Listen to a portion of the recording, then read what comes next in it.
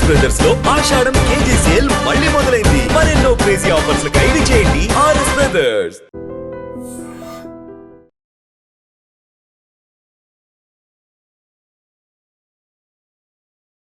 నమస్తే, welcome to iDream talking point with కవిత.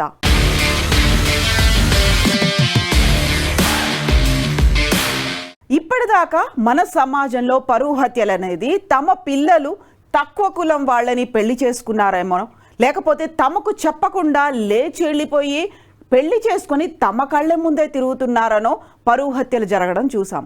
అయితే for the first time మనం చూస్తున్నాము టెన్నిస్ ప్లేయర్ రాధికా యాదవ్ని వాళ్ళ తండ్రి దీపక్ యాదవ్ పరువు హత్య పేరుతో చంపేశాడు. మరి రాధికా యాదవ్ చేసిన తప్పేంటి? తన కాళ్ళ మీద తాను నిలబడమే, తను సంపాదించుకోవడమే చేసింది తప్పయింది. అందుకే తండ్రి దీపక్ యాదవ్ దాన్ని అవమానంగా భావించారు. తమ కుటుంబ పరువు గంగలో కలిసిపోయింది అని అవమానించబడ్డాడు. అందువల్లే విలేజర్స్ అందరూ కూడా నువ్వు నీ కూతురు సంపాదించిన డబ్బు మీద ఆధారపడుతున్నావా, నీ కూతురే డబ్బు సంపాదిస్తోంది, నువ్వు తిని కూర్చుంటున్నావా అనే ఒక మాటలు ప్రతిరోజు వింటున్నాను. దాన్ని నేను అవమానంగా భావించాను కాబట్టే నా కూతురు రాధికా యాదవ్ని చంపేశాను అంటూ కన్ఫెషన్ స్టేట్మెంట్ ఇచ్చాడు తండ్రి దీపక్ యాదవ్. రాధికా యాదవ్ 25 ఏళ్ల ఈ యువతి అంతర్జాతీయ టెన్నిస్ ప్లేయర్, గుర్గావ్లో ఉంటుంది. డబుల్స్లో టెన్నిస్ ప్లేయర్, ఇంటర్నేషనల్ టెన్నిస్ ఫెడరేషన్లో 113వ ర్యాంక్ ఉన్నటువంటి రాధికా యాదవ్ ఇండిపెండెంట్గా వ్యవహరిస్తోంది. గుర్గావ్లోనే తనకంటూ ఒక టెన్నిస్ అకాడమీని పెట్టుకుంది, పిల్లలకి టెన్నిస్ నేర్పిస్తోంది. గత కొంతకాలం క్రితం తనకి షోల్డర్ ఇంజ్యూరీ అవడంతో ఫిజియోథెరపీ ట్రీట్మెంట్ తీసుకుంటూ కొద్ది కాలం టెన్నిస్కి దూరమైంది. బట్ తనకున్నటువంటి ఒక కళ ఏదైతే ఉందో దాన్ని పిల్లల రూపంలో నెరవేర్చుకోవాలని ఒక టెన్నిస్ అకాడమీని స్టార్ట్ చేసింది. డబ్బు బాగానే వస్తుంది, పేరు కూడా బాగానే ఉంది. బట్ అదే తండ్రి ఒక ఘాతుకం చేసేలా ఒక నిర్ణయాన్ని తీసుకుంది. అదే తనకి ఒక శాపంగా మారింది రాధికా యాదవ్కి. నిన్న జరిగినటువంటి ఈ ఇన్సిడెంట్ అంతర్జాతీయ టెన్నిస్ సమాజాన్ని దిగ్భ్రాంతిపరిచింది. గుర్గావ్ అంతా ఒక షాక్కి గురైంది.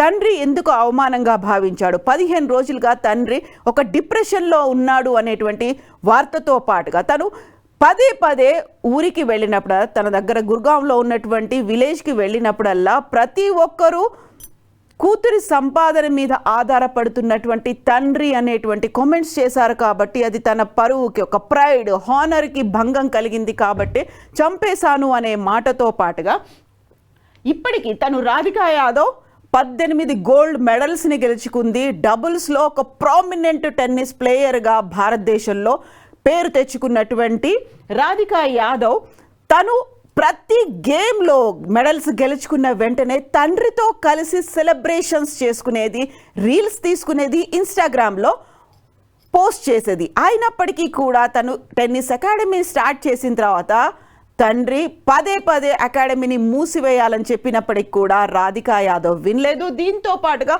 తను వెరీ రీసెంట్గా ఒక కవర్ ఆల్బంలో యాక్ట్ చేసింది, ఒక పాటలో యాక్ట్ చేసింది. దాన్ని యూట్యూబ్లో కూడా పోస్ట్ చేశారు. రీల్స్ చేస్తోంది. తను ఇన్ఫ్లుయెన్షర్గా కూడా మారాలనుకుంది. అదే అవమానకరంగా భావించాడు తండ్రి దీపక్ యాదవ్. దీంతో తనని హత్య చేశాడు. ఇంట్లో గుర్గావ్లో నిన్న ఉదయం జరిగినటువంటి ఈ సంఘటన, తన దగ్గరున్నటువంటి రైఫిల్తో తండ్రి 3 రౌండ్ల కాల్పులు జరపడంతో అక్కడికక్కడే మరణించింది రాధికా యాదవ్. వెంటనే పోలీసులు అక్కడికి చేరుకున్నారు. తండ్రిని కూడా అదుపులోకి తీసుకున్నారు. తండ్రి చెప్పినటువంటి వార్త విని ప్రతి ఒక్కరూ దిగ్భ్రాంతికి లోనవుతున్నారు. పరువు హత్యలు అనేవి ఇలాగా కూడా ఉంటాయా? యాక్చువల్గా కూతుర్నే చంపేసిన తర్వాత ఇంకా ఆ కుటుంబానికి పరువు, ప్రైడ్, హానర్ అనేది ఎక్కడుంది అనేది. నిజంగా ఇలాంటి సంఘటనలు సమాజంలో ఇంకా ఎందుకు జరుగుతున్నాయి? తన కాళ్ళ మీద తాను నిలబడింది, ఉమెన్ ఎంపవర్మెంట్ ఏదో చూపించింది. ఎట్ ద సేమ్ టైం అక్కడున్నటువంటి పిల్లలకి టెన్నిస్లో భవిష్యత్తు క్రీడాకారులుగా తయారు చేయడానికి తన వంతు సహాయం చేస్తోంది. తండ్రి మాట వినకపోవడమే తను చేసిన తప్పు.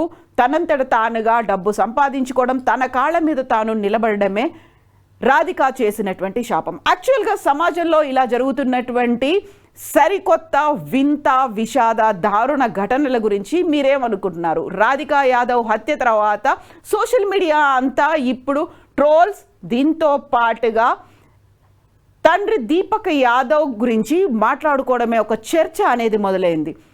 రాధికా యాదవ్ని హత్య చేసినటువంటి తండ్రి దీపక్ యాదవ్ ఇప్పటికీ పరువు హత్యలతో చంపుకోవడాలు చూస్తుంటే ఏమనిపిస్తుంది? మనం ఏ సమాజంలో ఉన్నాం? కామెంట్స్ రూపంలో తెలియచేయండి. నిజంగా ప్రస్తుతం ఉన్నటువంటి సమాజం దేనికి ప్రయారిటీ ఇస్తుంది? ఆర్థిక సంబంధాల చుట్టూ మాత్రమే తిరుగుతుంది. మళ్ళీ ఎన్నికలంగానే చాలా విరక్తి కలుగుతాం. మంచి అనిపిస్తుంది కదా, లేడీస్ కూడా ఛాలెంజింగ్ జాబ్స్ చేసినప్పుడు చాలా బాగుంటది. ట్రాఫిక్ అసిస్టెంట్స్ గా నియమించిన ట్రాన్స్జెండర్స్ అందరితో సాల్యూట్ చేయించుకుంటున్నారు. ఫుడ్ డెలివరీ ఇవ్వటానికి వెళ్ళినటువంటి డెలివరీ బాయ్ అనిల్ పై కళ్ళ ముందు